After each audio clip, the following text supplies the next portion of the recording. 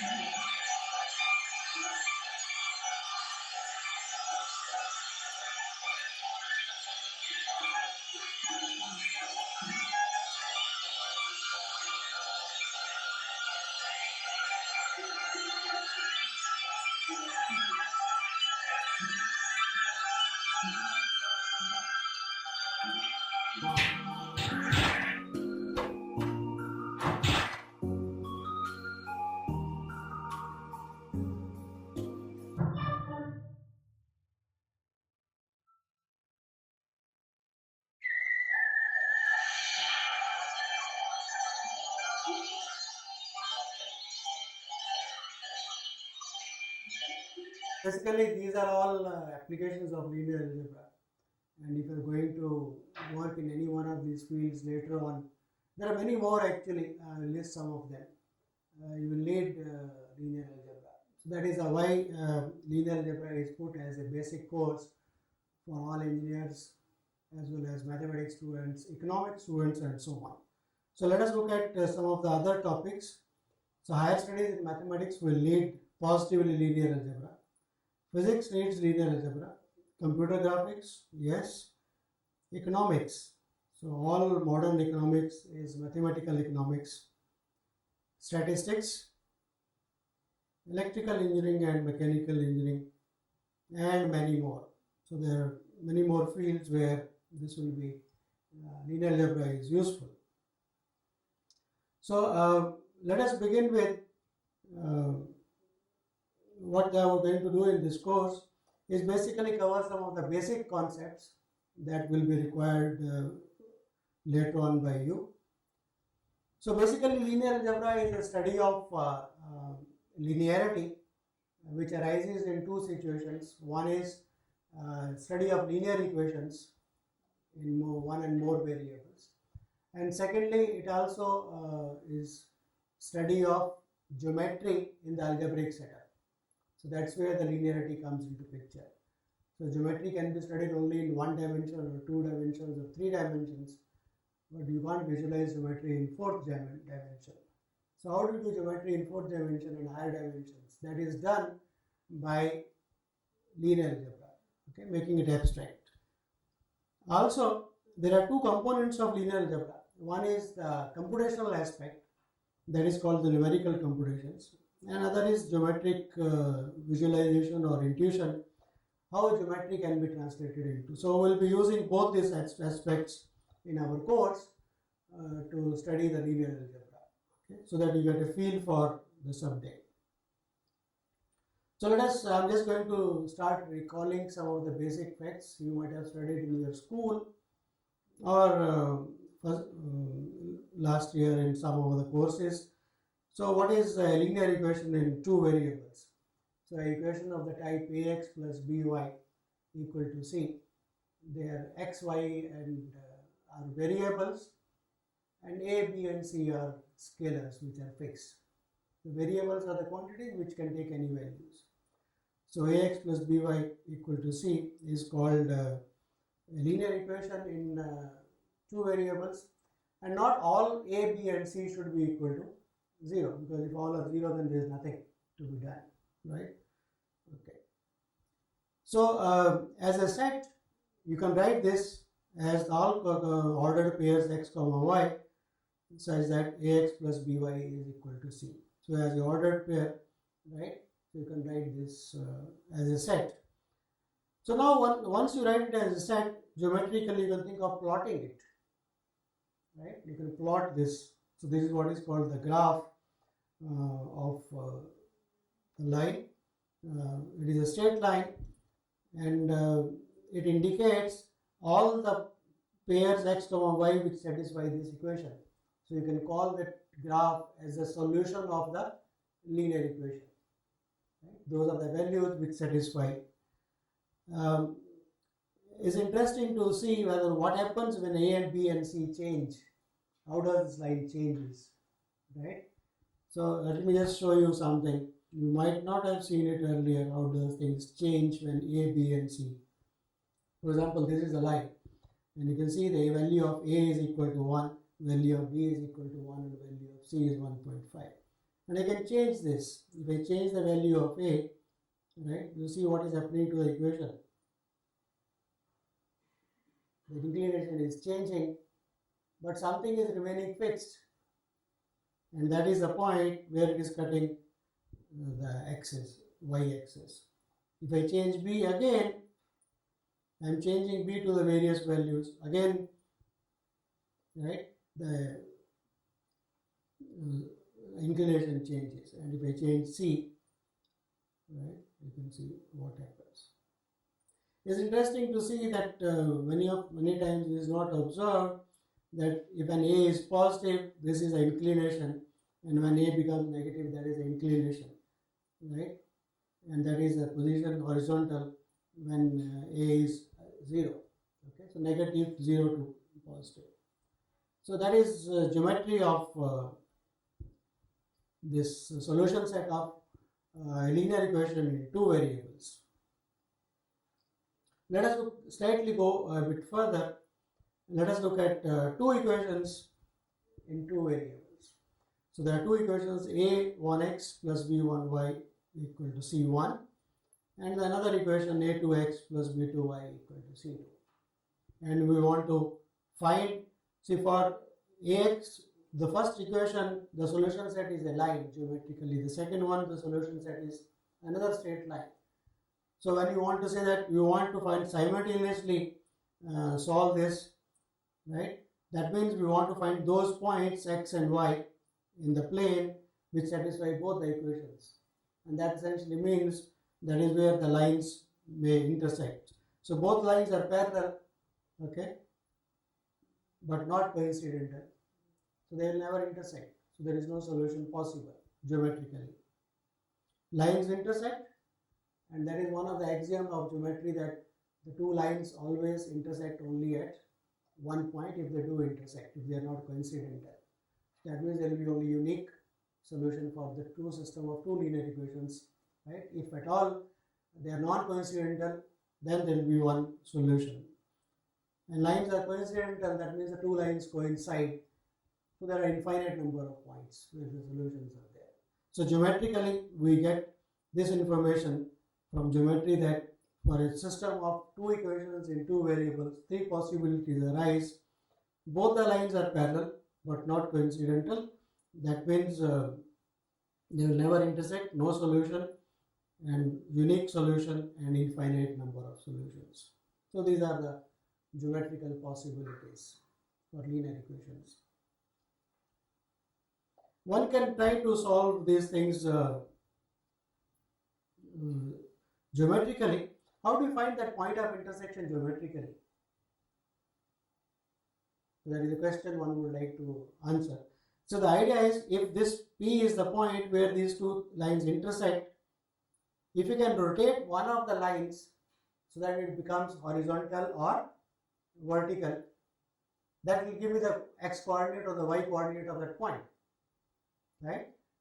So given a line, one of them is fixed, there is a point of intersection, I rotate the other line, okay, so that, and when it becomes horizontal, right, when it becomes horizontal, what will be the line? Y equal to something. So that is the y coordinate of the point of intersection. So basically, geometrically, that is what you want to do. And one can do that. I just want to show you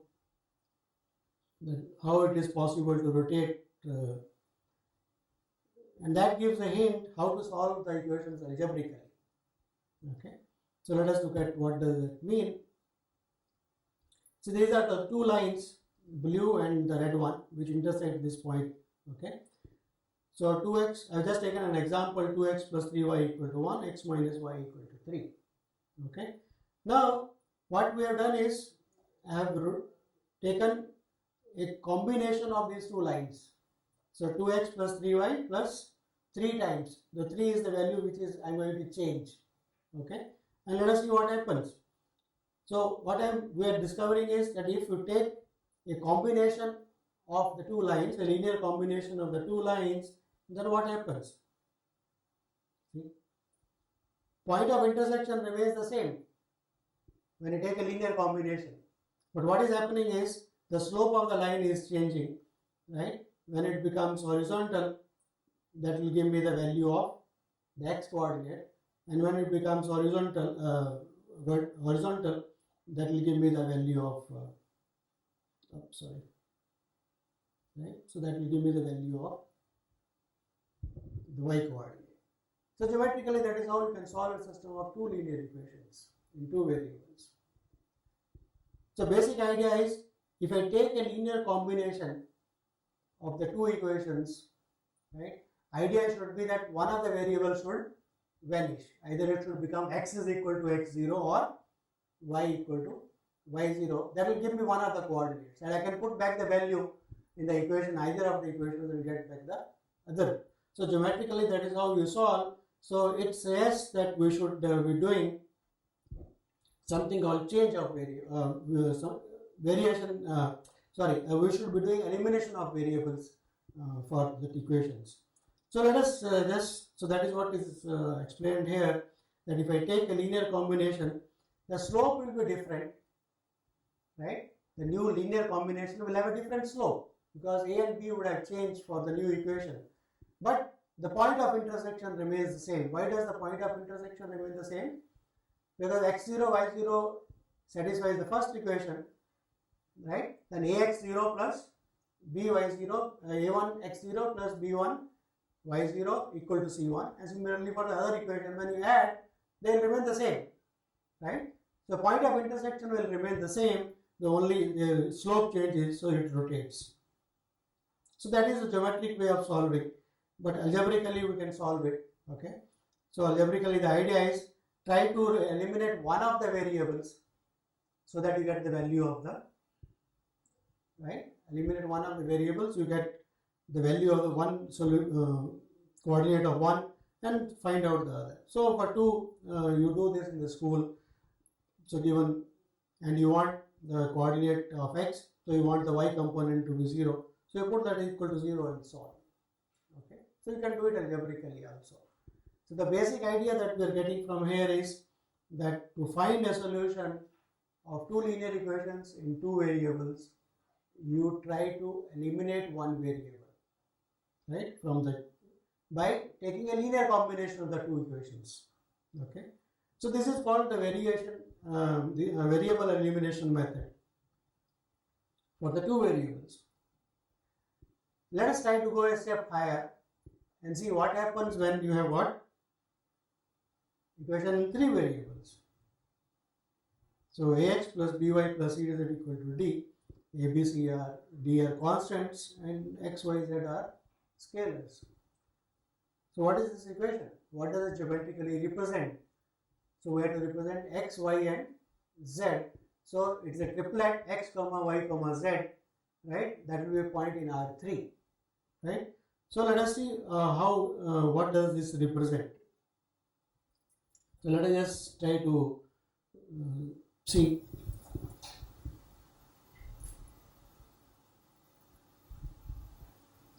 What does the three variable equation in three variables represent? The form linear equation in two variables, x and y, is written as ax plus by equals c. A standard form linear equation in three variables, x, y, and z, is written as ax plus by plus cz equals d, where at least one of the coefficients, a, b, or c, must be non-zero. Since the equation contains three variables, it must be graphed using a three-dimensional coordinate system. Start by setting a and b to 0 and c to 1. This eliminates all the variables but z. If we set the value of t to 3, we get the linear equation z equals 3. Since both x and y are free to take on any value, the graph of this equation consists of every point in three-dimensional space whose z-coordinate is 3, and x and y coordinates are any real number.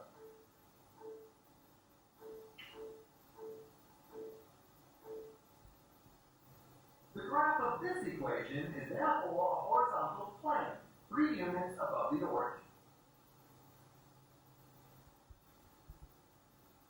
If we set a and c to 0 and b to 1, all variables but y are eliminated from the equation.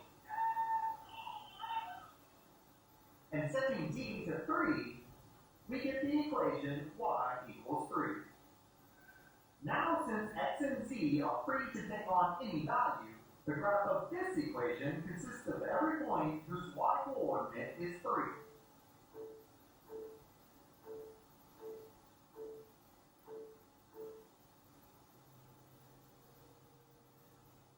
The graph of this equation is therefore a vertical plane, 3 units to the right of the origin.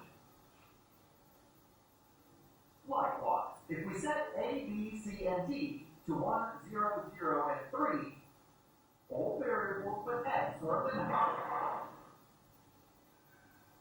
giving us a graph which consists of all points with an x-coordinate of 3.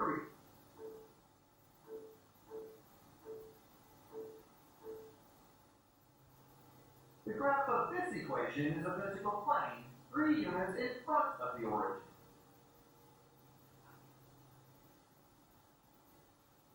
Coefficient to 0, and the x and y coefficients to 1. This eliminates z from the equation, but leaves the variables x and y. Now, if we set the value of d to 3, we get the linear equation x plus y equals 3. Let's ignore z for the moment and plot this equation on the xy plane. This gives us a line which intersects the x and y axes. Every point on this line is a solution to the equation x plus y equals 3, where the z-coordinate of every point is 0. But there are more solutions than this. All points on any line where x plus y equals 3 are solutions to this equation, regardless of the value of z. There are an infinite number of lines like this, one line for every possible value of z. Since z can be any real number, all these lines together create a plane.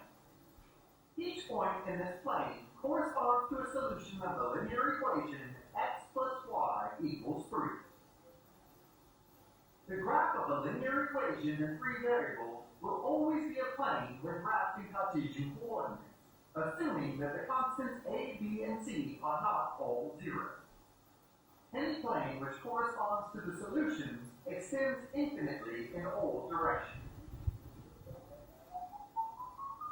Depending upon the values of a, b, c, and d, the plane may lie in any position and orientation. So equation in 3 variables represents a plane geometrically, and one would like to know that given, so that all points in the plane are solutions of that linear equation of 3 variables.